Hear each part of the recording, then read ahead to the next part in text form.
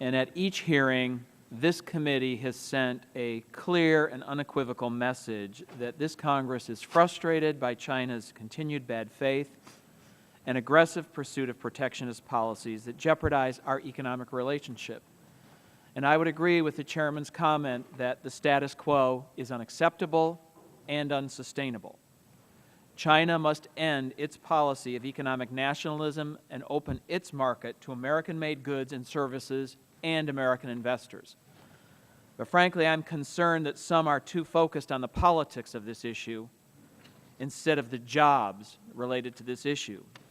Because in focusing exclusively on China's currency policy, this hearing is a lost opportunity. As significant as China's currency misalignment is, our problems with China are so much larger. I certainly agree that as the IMF has determined, China's currency policy has resulted in a fundamental misalignment of the RMB. China's currency is undervalued, plain and simple. I agree that China must let the RMB appreciate and move quickly toward allowing market supply and demand to determine the value of its currency. But at the same time, we can't lose sight of the more fundamental problems with China's economy that affect our trade balance, including the increasingly blatant and disturbing increase in the economic dominance of state-owned enterprises and the proliferation of non-tariff barriers preventing U.S. companies from exporting to China. For example, China must address its woefully inadequate protection of intellectual property, eliminate subsidies to Chinese companies, remove harmful indigenous innovation policies, end its restraints on exports of raw materials and rare earth minerals, and eliminate the myriad other barriers to U.S. exports.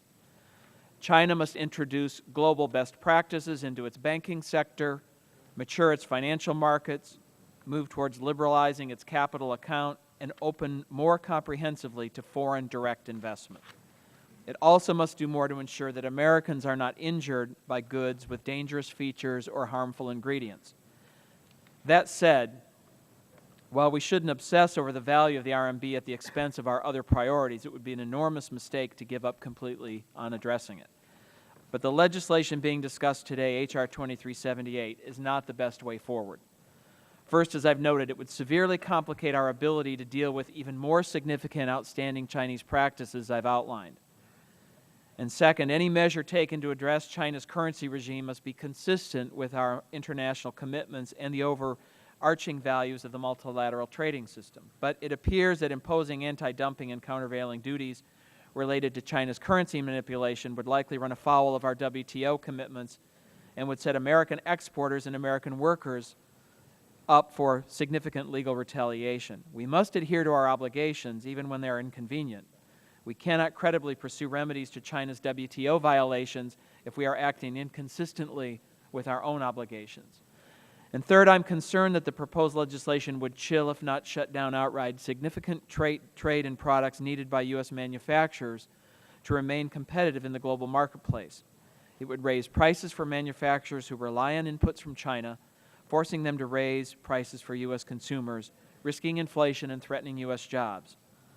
So instead of passing H.R. 2378, I believe the Obama administration should set forth a timeline to actively and aggressively address China's currency policy in high-level bilateral summits like the Strategic and Economic Dialogue. The administration should also work with our allies, as Chairman Levin stated in his opening statement, to establish a robust multilateral process, perhaps through the G20, a G20 subgroup, the IMF, or elsewhere, so that other countries, particularly China's neighbors in Asia, can bring new points of pressure to bear.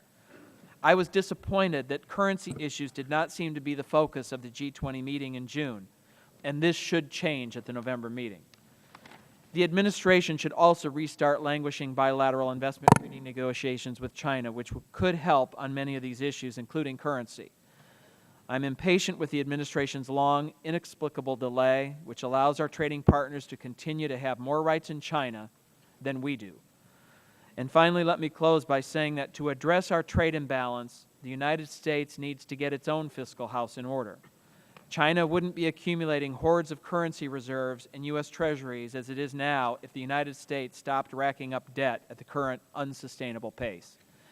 Thank you, Mr. Chairman. I thank my colleagues for being here to testify. I look forward to hearing from our witnesses later today, and I yield back. Well, thank you very much, Mr. Camp. So we'll